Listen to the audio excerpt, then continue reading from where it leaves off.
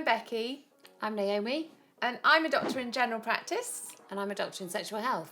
So we're going to talk about all things vulvas and vaginas today, because they are two different parts of our anatomy, and not many of us know that, do we? An Evapil study showed that 60% of women couldn't identify the vulva and 40% of women couldn't identify the vagina on an anatomical drawing.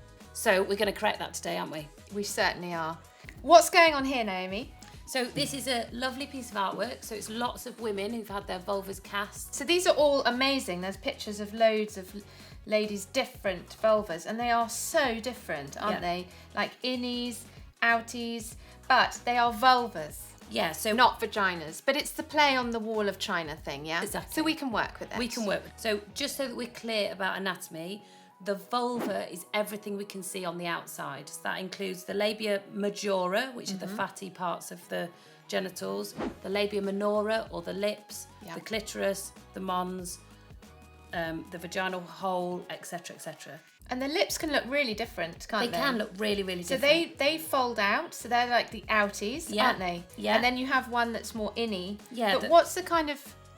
That's normal. That variety is normal. Any variety is normal. So yeah, there isn't actually a standard of normal of length of lip, because these studies haven't been done. But it's about 50% of women will have outies, so lips that protrude outside of the rest of the genitalia, and 50% will have innies, so more difficult to see. Whatever you are, it's normal. Yeah. And another really good source of information is labia libraries. So have a look at labia libraries, because you'll find someone who has lips just like you. There you go. That would be a comfort in itself, would it not? What about on the inside? What is a vagina? So vagina is the tube that goes inside your body. So that's where you would put a tampon if you're going to use one of those, or... And that's where a penis would enter in penetrative sex. Exactly. Okay, brilliant. So we've established the difference. Vulva's everything on the outside. Yeah.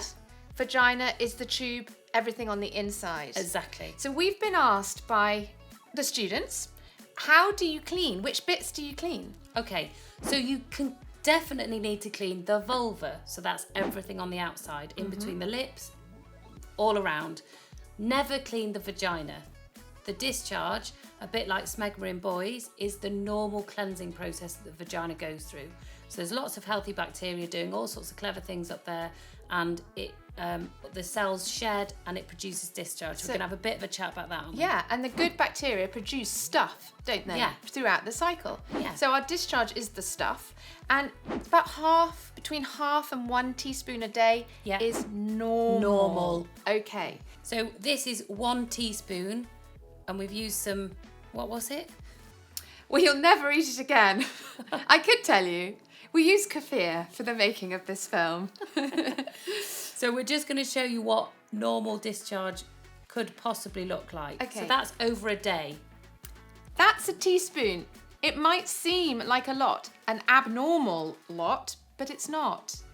And if your discharge looks the same, smells the same as it normally would, same kind of variety and look to it as it was last month, you don't need to worry. It's not a problem. But when do we need to worry, Naomi?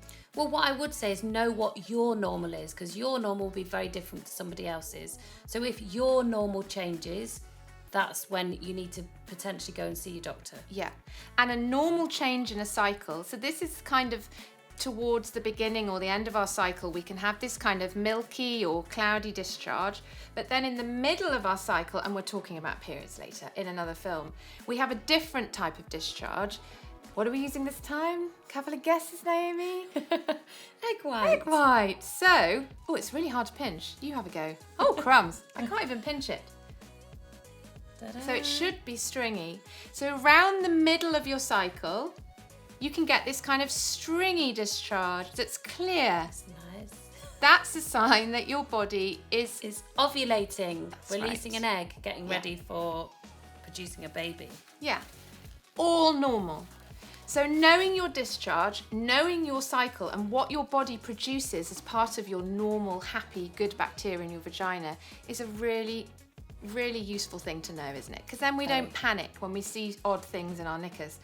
And speaking of discharge, Anyone with black pants might have noticed a bit of red staining. Yeah. Yeah? So what is that due to? The discharge itself is actually acidic. So over time, if your pants are older than, not sure, depends how often you wear Us. them. We've got a lot of stained knickers. Normal. Normal. Yeah, we're all for the normal. What about pubes? Because I don't see a lot of them nowadays. No, I don't. But to be fair, fashion varies. Pubic hair does have a purpose because it reduces friction, doesn't it, and protects the skin. It does, and in the base of the hair, there's lots of kind of nutritional oils that keep the skin moist. Yeah. And without that hair, it can get, as you say, friction, it can get dry, it can get sore. And between all this waxing and plucking and shaving that you might be undertaking, you can cause infections in the hair follicle and painful little spots and abscesses. So, yeah, it's each to their own. And I think just really consider why you are, if you are removing your hair, that you're happy to do it for yourself. Yeah, why are you doing it? Yeah. Yeah. And if you can answer that question, that it's all about me and my preference, then great. But if it's about someone else, you might be in a relationship that's not that healthy, or succumbing to like all the pressures of social media, what you've seen on the television or films, which again, not that healthy. No. So we've talked about our outside, so our vulvas, inside, vaginas, what's normal with discharge, what to look for and what's normal for us. And that's pretty much it, isn't it? What's normal for us. And if our normal changes, then we seek help. Yeah. Simple as that. And love our bodies. Love our bodies. Yeah. Thank you for listening. Thank you.